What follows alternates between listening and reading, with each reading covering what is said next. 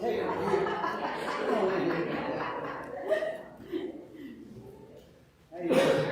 great. Not looking for, I need space. Yeah, that's why I did. I'm enjoying the morning. Yeah, I do.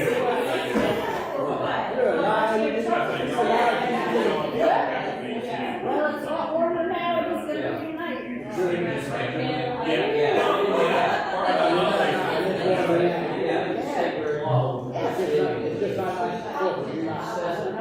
That's okay too. That'll be 4th of July. I'm just feeling like old fashioned, like with the door out and the night, and we're playing Christmas songs. We wish you a Merry Christmas. Yeah, the one side, yeah. So, okay.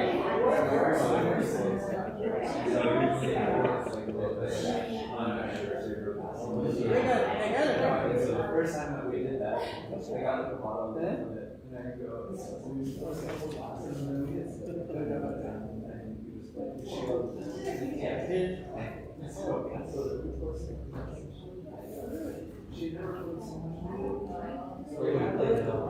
Yeah, but they do.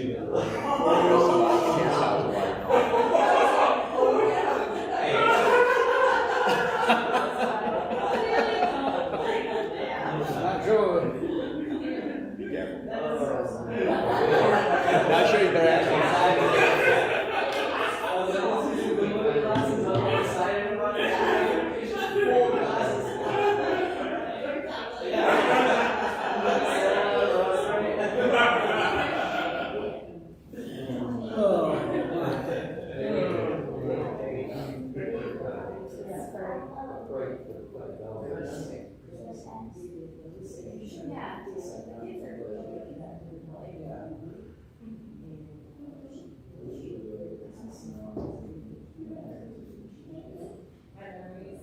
She didn't tell me about her. She just told me that.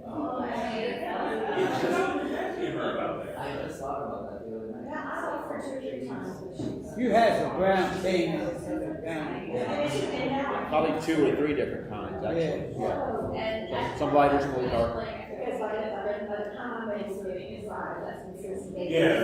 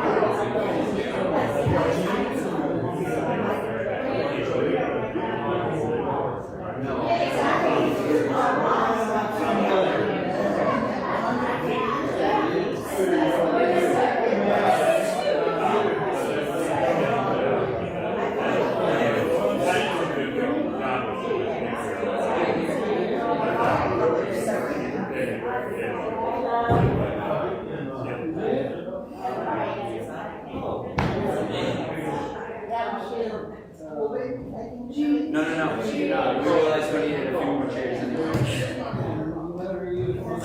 So let's we're next to Hey, baby. How are you? How you doing? we streaming? Yeah, maybe 5 minutes. Wait, say that? 5 minutes. I'm just making sure You're I'm late. doing my part. You're late. That's what you say.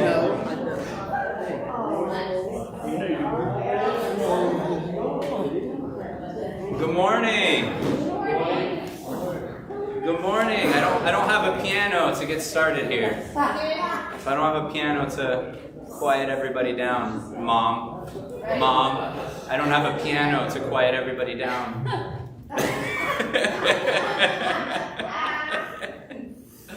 Good morning and welcome to this special edition fellowship gathering, a Christmas edition, and we're going to be hearing later on from Nell Green and Stacey Doyle about their recent trip to Uganda.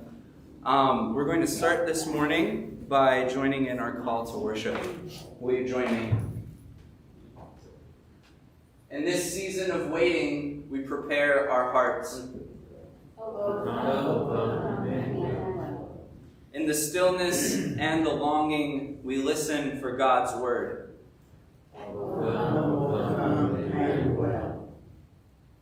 In the darkness and the dawn, we look for Christ's light. Let us worship the one for whom we wait with hope.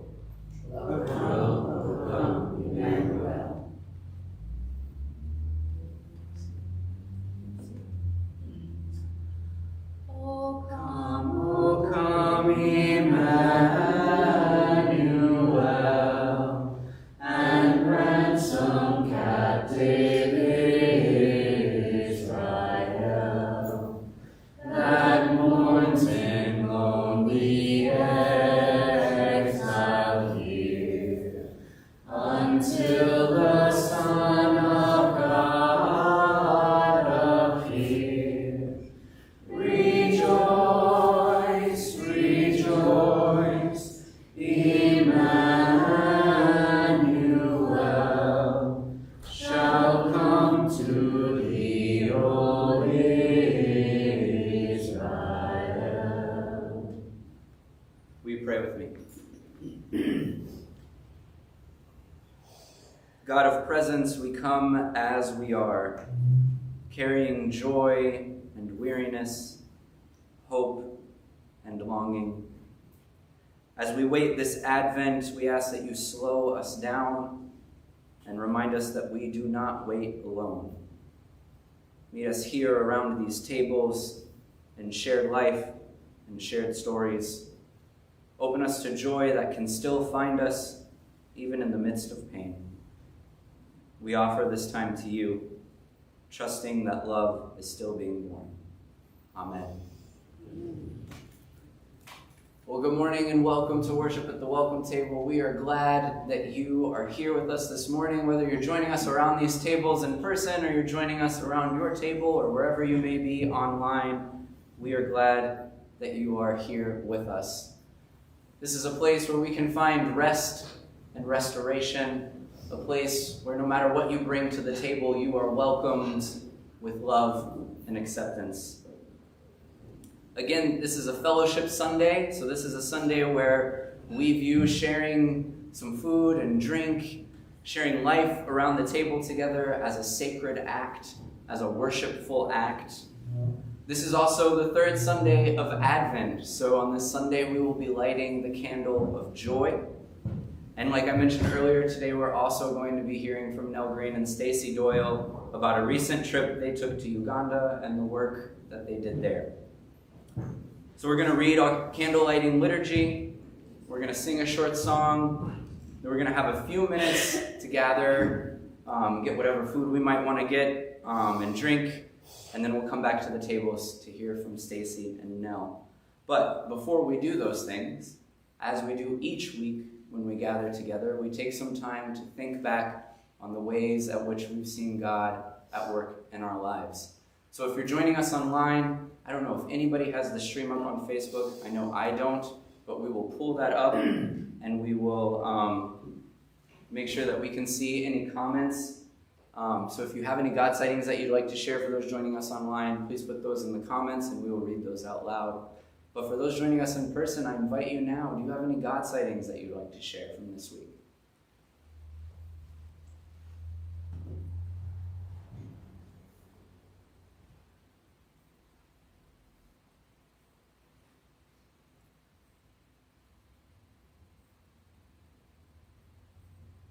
I know I had one from the men's gathering. I think that time is always a God sighting for me, just to be able to gather together and enjoy conversation, enjoy fellowship around a table together, just as we are this morning. But that was definitely a highlight of my week and a God sighting, just in those relationships and conversations.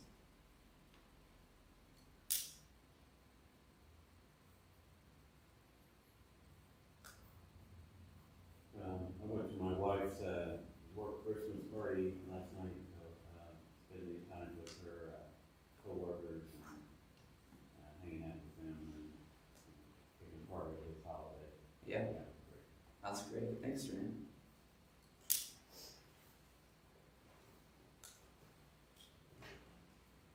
We were glad to see our son come in last night. He went to Montreal and drove Oh, wow. in the raging storm, left on Monday, and for a one-day meeting. Came Oh back. my gosh. For a one-day meeting. Wow. It was definitely a God sighting that he made it back. Yes. Bob. I meet with a group of old guys every week. Have for about the last 10 years. And we unsuccessfully solve all the problems the world has. But we got one guy in our group who I just sat there. We meet at the Techno Cafe. There's a little room back in the back, about there they let us meet in. And this past week I sat there listening to everybody pontificate. Was just struck again by one of the members of our group, a fellow by the name of Harry Dalton, who is 99 years old. Wow. And is as physically he's not spry, he is a walker like Rosie does, but intellectually and spiritually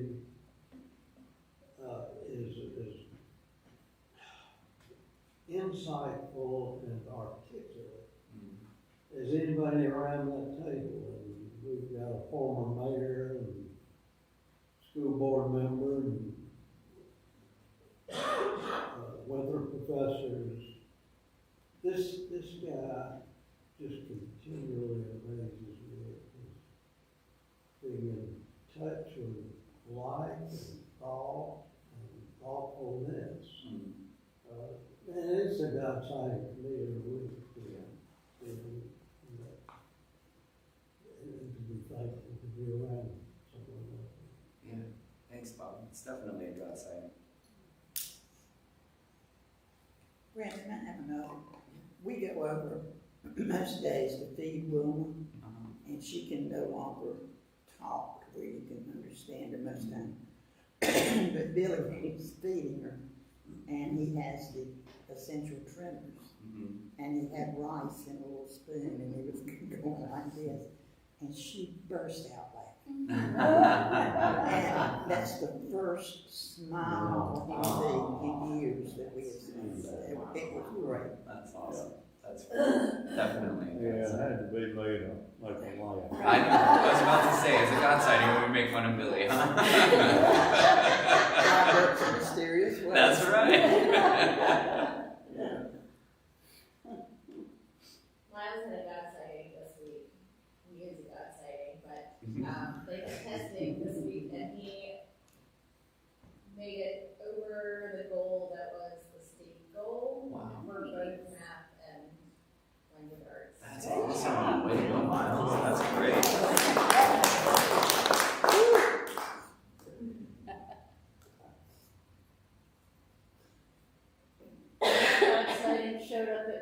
door, with a little container of chicken stew the other day.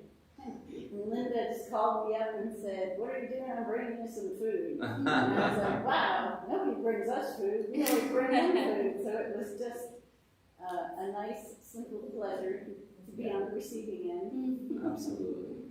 Absolutely.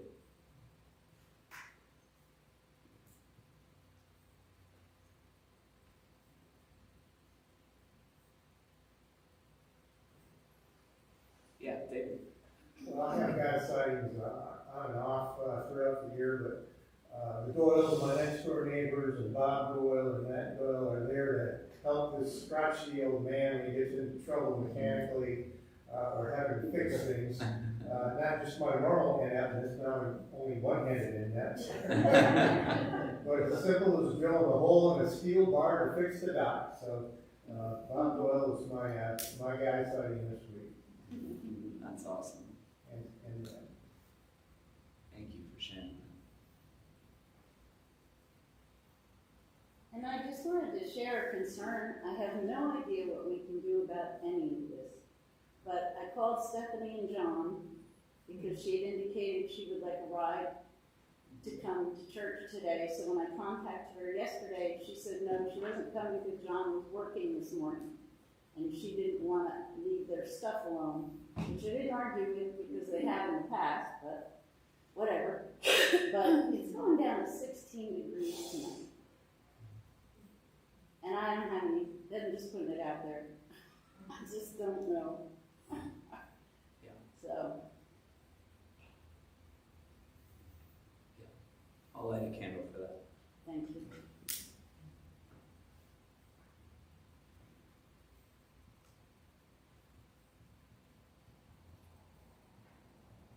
Any others? Anything online? Yeah, David.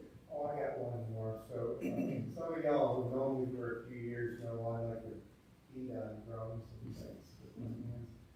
And I had kind of resisted doing this, but I got kind of recruited into creating a hand drumming group, which now are mostly retirees.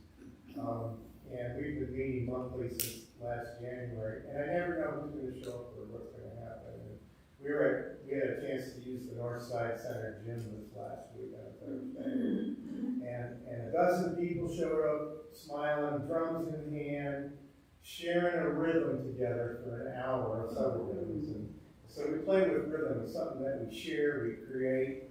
Everybody laughs in and clapping at the end of the session, and you know we're about half African American and half Anglo, and the one thing we all have in common is age, pretty much. But there's a little joy that comes out of it. I wasn't really expecting that. Facilitating this group of engaged people shaking eggs and beating on drums and creating something really special sounds really good. And just the feeling we have at the end of that they've done something together for an hour, and everybody kind of got something out of that. So it was God's side. That's great. Thank you, David. Definitely a lot of joy in that.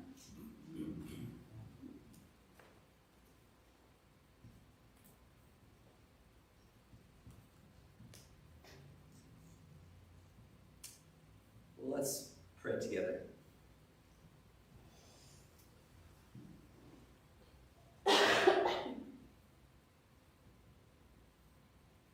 God, it seems like most weeks when we share our God sightings, it might take a little bit, especially when you're up here and you're looking at all the faces and they're looking back at you and they're like, what do we say? And then somebody says the first one, and then all of a sudden all the candles are lit up. And God, that is amazing. And we are so grateful for all of the ways in which you show up in our lives. Whether that's through successes on tests and having met and surpassed goals that we've set, whether that's in regular gatherings with friends and people that we respect and admire, whether that's coming together and sharing a rhythm and a unique sound that brings us joy. God, each and every day you find ways to show up in our lives.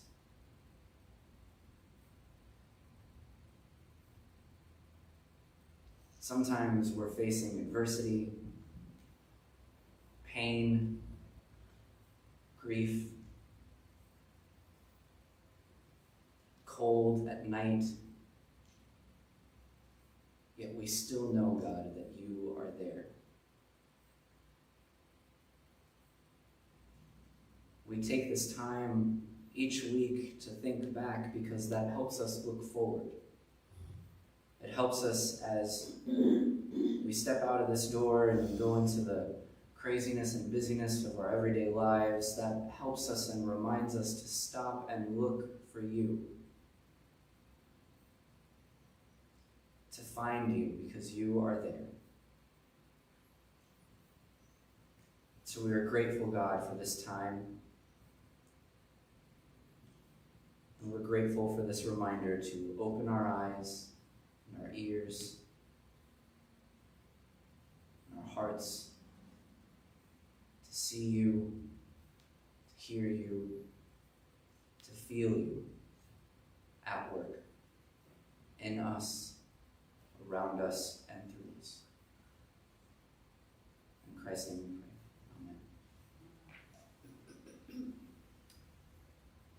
We're going to respond this morning to our God Sightings time by joining in our candle lighting liturgy. So I invite you now to join me. Stand over here so you can see it.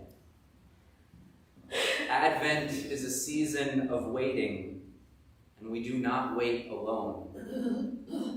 We wait together, trusting that love is still being born.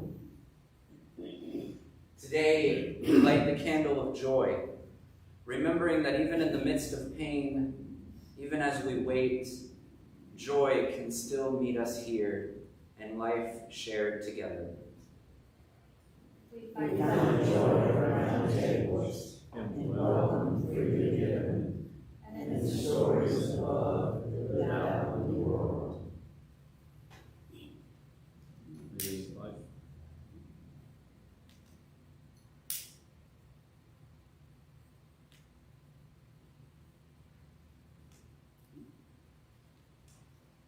May this light remind us that joy grows when it is shared, hope deepens as we wait, and love is still at work among us.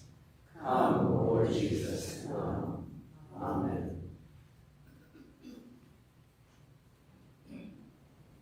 Will you join us in the refrain of O come, Emmanuel? Rejoice, rejoice. Emmanuel shall come to thee, O Israel.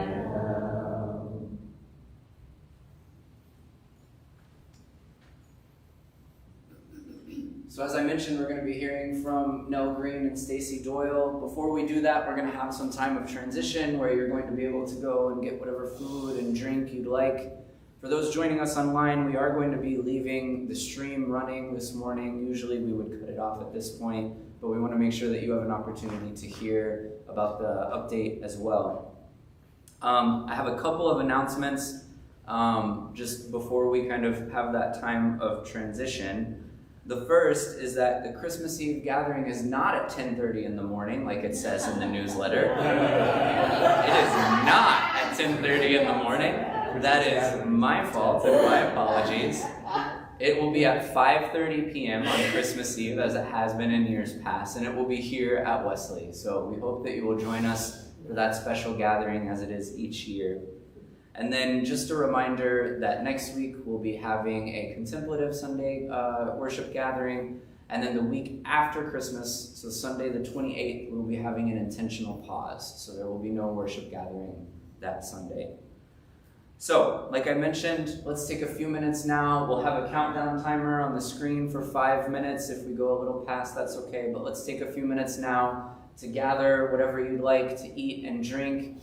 Remember, this is an informal time. This is just a casual space. So as Nell and Stacy are sharing, feel free to get up and go get more food, whatever you'd like. And yeah, so welcome. We're glad you're here, and let's enjoy some time together. Oh, I forgot to save it again. Yes, ma'am. Yeah. We have more chairs here. We can add. There's a microphone on that. Yeah, we have. Yeah, We have the speakers. we have enough for the chairs.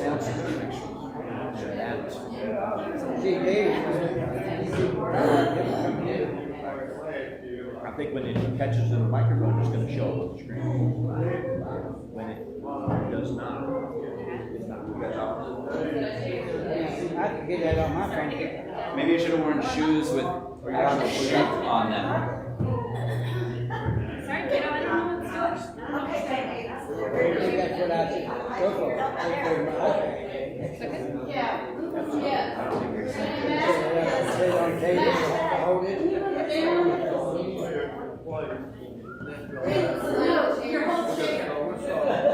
Okay, Mom. Just scoot your chair down. They're trying to make more room in the table. Oh, I see. Okay. You don't have a choice. So Are you asking? I feel like that was really an Yeah. option. Where else would you go? There.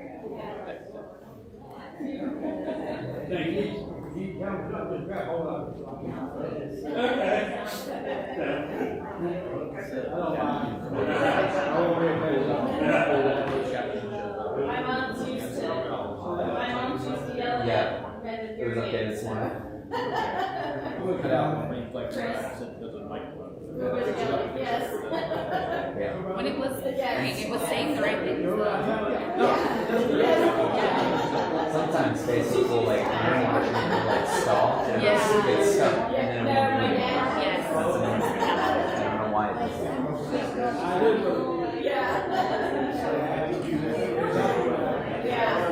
Yeah, it shouldn't have been 5. We would do another 5.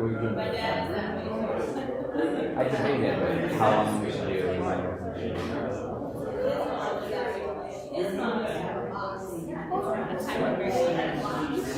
It was pretty fast. 53 though. Yeah. I mean, the time I'm saying the 5 Oh, minute time that's was 5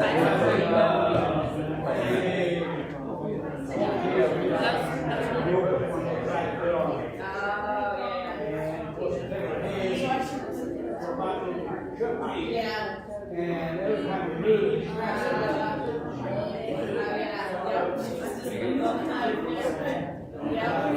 so I didn't ask for it.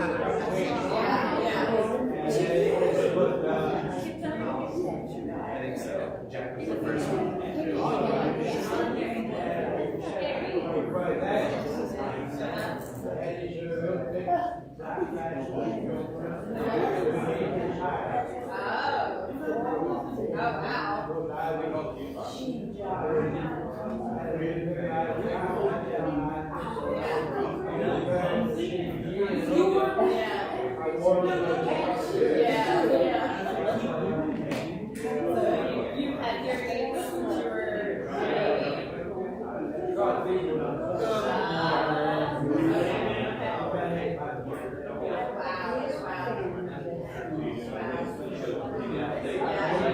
Yeah, they changed a lot over the years. My dad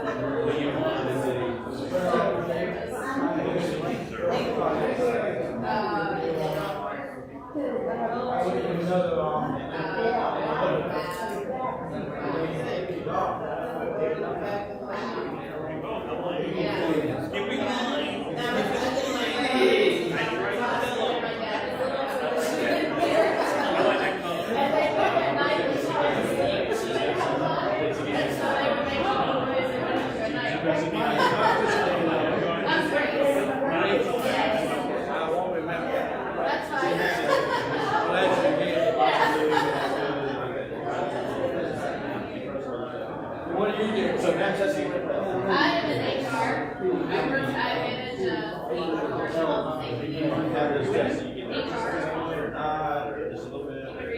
Human resources. That doesn't sound like much. You try to play your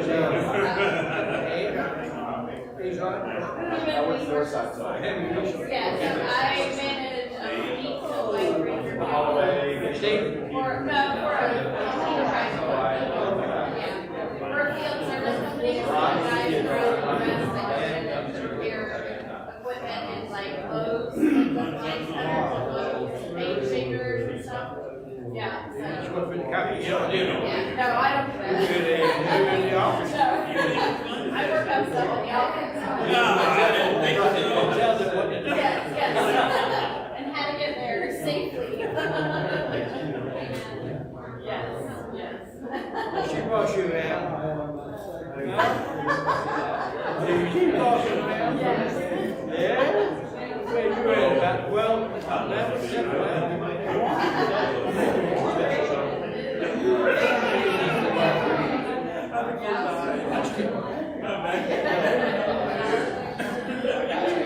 Alright, you ready to get a snack? Hey, how you Did he drive up there by himself? doing? Yeah, He did. I told him, That's a long a long drive. I told him, for the first time, you're more than Couldn't do it. 18 hours. He did. He didn't stop. No, good still. He did stop. That was a good catch. How you doing? Good, how you? Good. We don't have enough gas all of a sudden. Not much. One day, Like, oh, they used to. They got all that.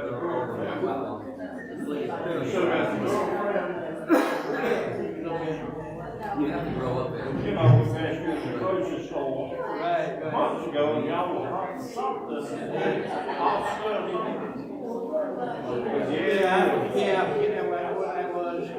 I'm always, yeah, I was thinking of chili. Yeah. Would you cook? What? Chris is bringing each I Sunday make myself a big old for the chili.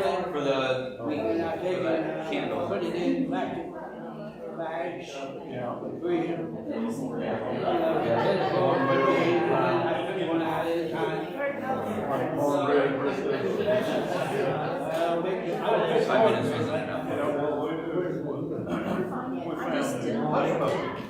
yeah, but they're good. Don't get up, don't get up. Little butter on. Drop them in that soup.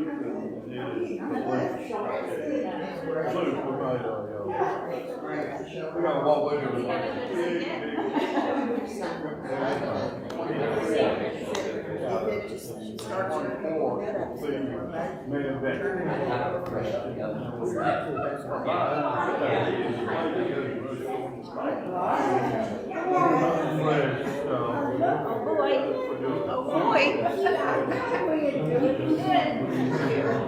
You know, all this. Yeah, that's what my mother used to do. Really? Cute shoes, Barbara. Not really, not that. She had to cook. I didn't hear. 7 kids. Oh, actually, all the cute shoes I have, Sissy has bought for me. She apparently thinks I have terrible taste in shoes. So she buys shoes for me. Oh, my goodness. That's funny. That's funny. No, I used to wear like stilettos, but this has more of a chunky heel on it now. This just feels a little safer. Oh, like that. This is about the most I do now. Talking about heels. I hope it kind of works on that. habit of COVID.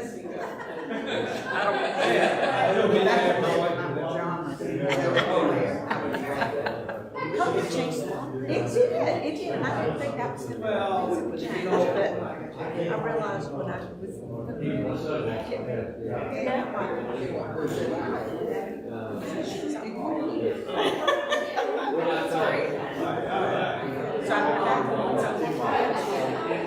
There you go. But it was post-COVID, so it was good. It has feels like that. So, yeah, I'm just gonna say. You're fine. Before we jump in. You're fine. You're taking my time. Are you taking my time? I'm taking all your Are time. you taking my time? I'm taking your time. Dang, I need time. Well, I know you need time.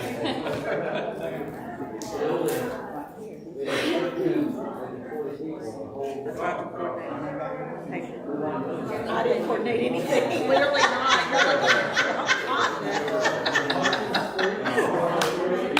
Here we are talking about all the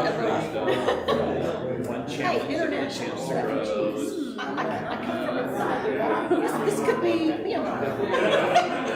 It could be, but it's, and yet here we are. And yet, it's just a resale shop, right? In DC. No way, we'll be cold, Stacey. I didn't want to be cold. That's what I'm saying. It's crazy. Yeah, it is. It's crazy.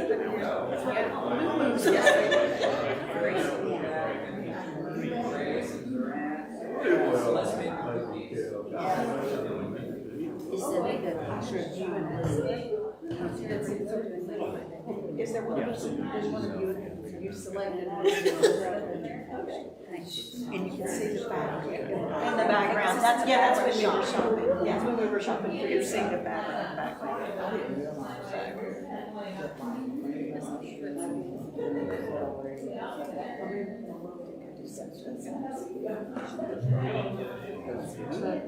Oh, nice. So it wasn't just some, it was the slates room, and then she did the same. You like that? Nice. Nice. Just to make it a little. Just like this.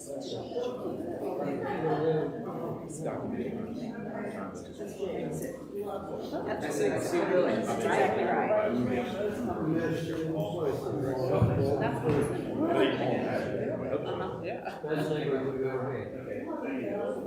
All right. I hope everybody got what they needed. Please, again, feel free to go grab more. There's plenty. I just want to say a couple of things before we get started with the update. First, thank you to everybody that contributed all of the food and everything this morning. Thank you very much. We appreciate you. Thank you for doing that. And then we forgot one God sighting, according to Susan. So I'm going to put her on the spot so she can share her God sighting. I also forgot to say it. I'll throw that out there. I was fortunate enough to go to the Cool Society holiday festival last weekend, and music is always been a really huge part of my life. And so I was just Christmas time, because it was beautiful, and I had some connections with some people, including Bear Fan to get to Saturday. Oh, nice. Yeah, and it was very, very meaningful, and you all worked really hard, and now we're going to it was just beautiful. Yeah, that was definitely a God sighting. It was. Thank you for that, Susan. All right, and I will turn it over to Nell and Stacy. So we have just a few pictures, and Stacy and I are both going to be very brief. But for those of you who don't know, the Off-Ramp has had projects in Uganda since even before we started. Threads by Nomad actually began work in Uganda almost from the beginning, so that would have been 2016. The people who are in charge of Refuge and Hope and Amani Sosa, our two main partners there, I've known for 30 years, their whole career. So they were really safe partners. And the way it started is basically Refuge and Hope started a sewing program, and the sewing was subpar. And so they came to me and said, can you help? Refuge and Hope gears all of their work towards helping refugees thrive economically. So all sorts of classes and all sorts of empowerment type classes, etc. And so we began a relationship with their sewing program, which is called Sewing for Hope. Christy McMillan Goodwin and I went a couple of years ago, maybe 2.5 years ago, because they had progressed to a point where they then needed to learn how to begin to sew professionally for things that could actually be sold. And they took our first order, and it did not turn out well. So part of the reason for going back this time and spending considerable time with them was to really learn about what is quality control, what do things need to look like, how do you check yourself. But they also had, that is Elizabeth, and Elizabeth is their new sewing instructor. She is superb, she is excellent. And so part of the reason for going too was to establish our relationship and how we would be working together. And I'm really happy to say that they are making great progress. And I got pictures yesterday of them in their final exams before the end of this semester. So we'll see how some of that comes about. Okay, you can go. One of the things that we did this time that was different was me helping them understand design. What designs will work? How can you use your creativity? This is them learning how to cut patterns. They are also currently working on their own refugee highway clergy stole. Their own ideas, their own appliques, and we're working with them on that. So that was a lot of fun to just encourage them in that. And this is another organization that we have partnered with almost from their very beginning. It's called Amani Sasa. In Swahili, it basically means peace now, now. The difference between refuge and hope is economic empowerment. Amani Sasa is a shelter for people who have journeyed on the refugee highway and have suffered severe trauma, especially women who have been victims of rape and thus end up with children. And they're there to receive counseling and all sorts of things, but we partner specifically with their basket program. As a woman reaches a point where she's ready to leave Amani Sasa, she needs a livelihood. And so we have been supporting their basket weaving program, and a lady named Mama Elizabeth. In the picture, Mama Elizabeth is over there. That's Missy Ward Angala. She's the one who began Amani Sasa. And basically, we support one person to go through that whole program so that when they then leave Amani Sasa, they have a way to make a living. Both of these entities, once a product is produced that is marketable, you can purchase them online at threadsbynomad.com. That's part of the goal. That's the reason we have two entities. One helps market and the other helps build their capacity.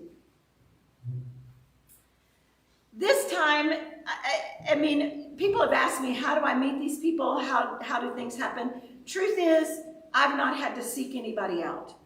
Just various connections. I'm a part of a group called the Uganda Network from somebody that I knew in Texas a long time ago. We meet online to talk about the work that different ones of us are doing in Uganda. And all of a sudden, this young man, Jovan, showed up on our calls. And he calls me Mummy, which I'm not sure how I feel about that, but that's okay. And he asked to meet me while we were in Uganda. Unfortunately, I met him too late for me and Christy to really do a whole lot with them when we were there the first time. But then Christy worked with a group who gathered, was it a church in Virginia, I think? Sorry. Yeah, who made reusable sanitary pads. The reason that's important, especially in the slum areas, girls end up dropping out of school when they begin their cycles because they aren't able to purchase what they need in order to take care of themselves. And so they just stay at home. Jovan and his friend Vivian, they're now engaged, going to get married in June. Jovan and Vivian started a program where they distribute reusable feminine hygiene products.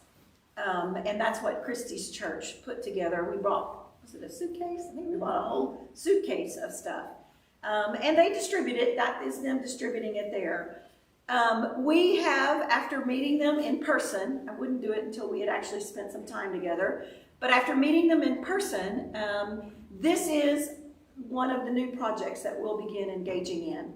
Our role with them will be mentorship in creating a nonprofit They don't have a donor database. They don't have an accounting database. There's a lot that needs to be put together for them to really launch a full-fledged project. And so we'll be working with Jovan and Vivian for at least the next year. Their next project is, what is the date today? The 14th. Tomorrow. Tomorrow they will be distributing 500 reusable sanitary kits to girls in one of the slum areas just outside of Kampala. And the off-ramp has had the joy and privilege of contributing to that effort. Yeah. And I'm gonna let Stacy finish. Yeah. So this is a picture of all of the women that attended the retreat that you all funded and helped fund for us. So I just want to take a minute to share with you what that money that you gave, what that accomplished for us. First of all, it provided the space for us to have the retreat. The retreat was made up of some of the leaders that are there with Refuge and Hope working. We met Elizabeth was there. We had some of our other folks that worked with them, and some of the leaders that were there, like we had youth that are there participating and are going to be instrumental as it moves forward in working. So it was kind of a little bit of a train the trainer kind of provided, but then we had the women that were there currently working with Sewing for Hope, learning to sew. So we were a mix, but it provided us a place to meet for the retreat. It also, your funds also provided for transportation, which we think is not a big deal, but it's huge. They wouldn't have been able to come if we had not been able to provide money for them to come and provide that for them. The food, we provided lunch and dinners for them while they came, and I got to experience a lot of traditional Ugandan food with Ugandan women, but also with the women that were refugees, and we talked about how the food was common, and we met around the tables, and that's always a wonderful experience. We also were able to purchase supplies that the team used to have sessions. Neil did some great sessions about helping with trauma, and there's more information about that, I think, in our newsletters that is ongoing for her. But then we also were able to send everyone there with supplies to go home and either practice some of these skills themselves. A big portion of what I did was talking about how to help your children at home with different things to help them learn, whether they were able to go to school yet, or maybe they weren't in school right now, or maybe it's a transition period because they still have to pay for school. Public school is not free. And what was interesting about all of that is as we passed out the bags, it was like Christmas, right? So that was really neat. But you did that. So one thing Nell said, she said, if you can tell them, how did you feel about it? And anybody that I've seen, I always tell them, if you get a chance to go to Uganda, go. And everybody's like, I'm never going to have a chance. Well, you know what? 3 years, I didn't think I was either, right? So it's an amazing experience. And I think that today it's really important because we're talking about, we lit the candle for joy. And there is so much joy that's there with everyone. But I also wanted to share just a minute the importance of helping refugees. Nell talks about it all the time, right? And we know the work that she's doing, and she's shared that. But it's one thing for me in my mind to have an idea of what the refugee highway is. And I always thought, oh, well, once Nell helps them or other people help them get somewhere, oh, well, then they're there. But it takes a long time to find out, to leave where you were, to get to where you're going, and to begin to feel like you have some safety and some security and some belonging. That's years and years. We talk with women who were refugees that were there, who have been in Uganda for 8 years, 10 years, and we're still trying to figure out how to live a life that's not at home. how to create a new home. I was left with the overwhelming feeling of the need for commitment for refugees. For wherever they come from, wherever they land, whether they're here or it's just, there's not anything that's a quick fix. There's not anything that's an easy solution. But the work that's being done, especially to try to give women sustainability, women economic freedom, things that they've never experienced. And of course, if you're doing that for the women, you're doing that for the children. You're doing that to support their partners. You're doing that to support children that haven't even been born yet. So I was just really left with the importance of the work that they're doing, the work that's being done all over the world, and the work that you all are partnering in. Whether you realize the significance of that. Relationships were made on this trip that were because of you. So I just want to say thank you. I told Stacy as we were talking about what we're going to do, I think the biggest God sighting for me the whole week was watching her and Tammy have so much fun. I've gone with Christy a lot of places, so that was not new to me. But watching them just have fun. People think that it is work. I'm not denying it's work. But it's fun. It's just a lot of fun. And watching them was just a real joy, a real joy. So yeah, that's our quick update. Thank you. Any questions? Anything we want to ask? I have one question. I think we know a lot of the situations, the big name situations that cause refugees and displacements. But I'm wondering if you could share some of the places where they came from, some of these women, why they were put in a situation where they had to be refugees. I think we often think of refugees as coming to places like here or places like in Europe or something like that, but we don't often think of kind of the inner country and particularly in sub-Saharan Africa. This particular place, Refuge in Hope in Amani Sasa, the majority of the refugees are coming from Sudan and Somalia. Some of them are from the the DRC, Democratic Republic of Congo. Thank you. And then there are some from some other neighboring countries, but for the most part, they're a part of those. One thing about Refuge in Hope, they do open their doors to Ugandans. So if a Ugandan, for example, wanted to be a part of Sewing for Hope, the idea being that if they've got economic stability, then they won't become a refugee. So that's part of the thing with the off-ramp. It's anybody who is displaced or in danger of displacement. Now, Amani Sasa, strictly refugees who have experienced trauma and need shelter.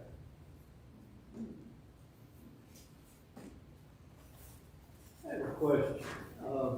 How much, if any, influence does the United States government and the emerging changes in Europe for refugees have on the work that's going on there? Well, I know it has effect here, but I'll give you a very classic example. So because of what has happened in the United States, and for those of you who are not aware, Europe has basically closed their doors as well, particularly to Afghans. That means that, and Bashir, if you're online, I'm mentioning you, is one of the ones that we've been working with. So now the whole idea is, okay, if we can't get them into the United States or to Europe, then where can we find safe shelter? So one of the conversations that I had in Uganda with another nonprofit there was if we were to buy a house here in Uganda where Afghans can come, what would that look like? What we've discovered is that it's probably not a viable option at this point because Uganda will only welcome them for 6 months, and that's normally not enough time to figure out life. So, but Brazil is looking for the same thing. We've been in contact with 3 different organizations in Brazil who are providing safe shelter, giving them a place to stay for 6 months to a year, providing for them, And then with the idea that they would seek asylum and then would, so other parts of the world are responding, but what most people don't know about Uganda is it receives more refugees than any other country. And they are impoverished themselves, and yet they welcome refugees. The Ugandan government has made it so that refugees can come and work. They don't have to stay in refugee camps. They can go to school. I mean, they've really just opened their doors, but they're maxing out. And that's why they're beginning to say, okay, well, we can't do this anymore. I've questioned that Brazil can keep it up as long as they have, but these are the kinds of things that are happening now. Turkey has built some safe shelters, but they are beginning to close their doors as well. So, that answers your question. You're going to share some of the things that you trained them about for the trauma, as far as in that training, and some of the techniques that they were able to do, and y'all were even saying that they were starting to use them already. It was really kind of funny. So we used a curriculum that CBF has just put out. We are part of the pilot project, the off-ramp is. It's called Strengthening Families. Basically the curriculum was written and we're testing it. And so that's what we used in Uganda, and also have a Strengthening Families class going in Charlotte right now, and we'll be starting one here in Rock Hill with Carolina Immigrant Alliance. And it's really simple stuff. And so I was a little bit like, I kind of thought it was ridiculous, to be honest. I thought, is this really going to work? Because it's things like deep breathing exercises, you know, exercises where you shake it off, where you hum, just all sorts of things. And then we had, to help people identify how they're feeling, red light means you're not good, yellow light means, what is that? That's how you are. And then green light, you're good. And so after the retreat, some during the retreat, but then after the retreat, when we would be at Refuge and Hope, they would go, I'm a green light today. or some of them would come up to me and go, and you're just like, okay, well, I'm glad this is great.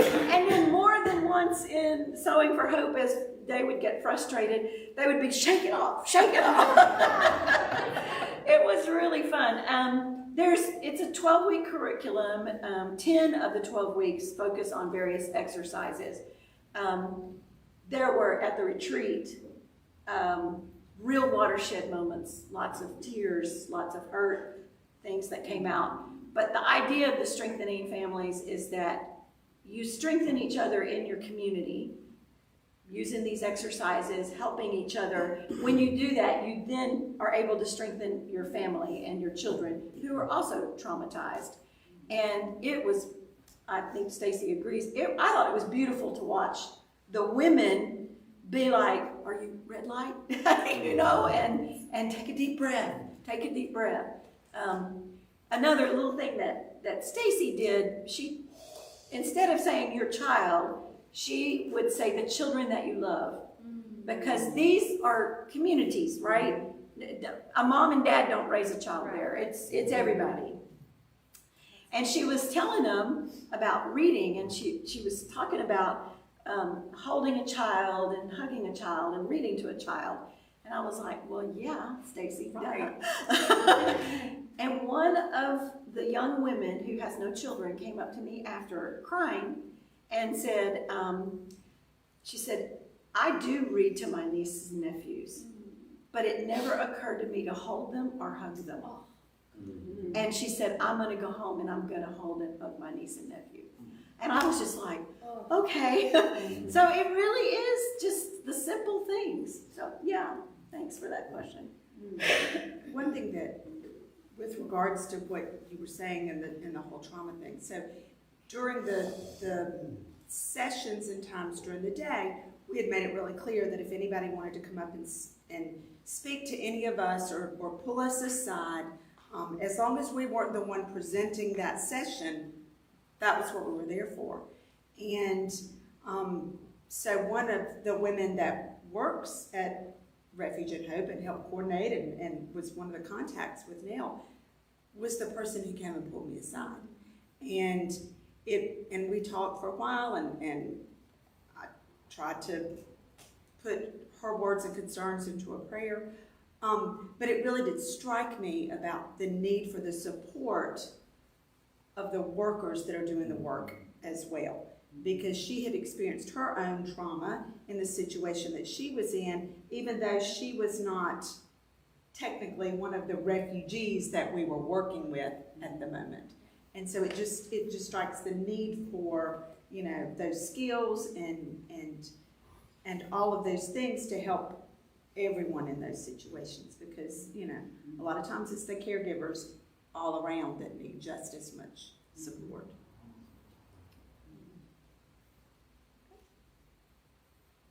Any other questions? Thank y'all for letting us go. Thank you very much.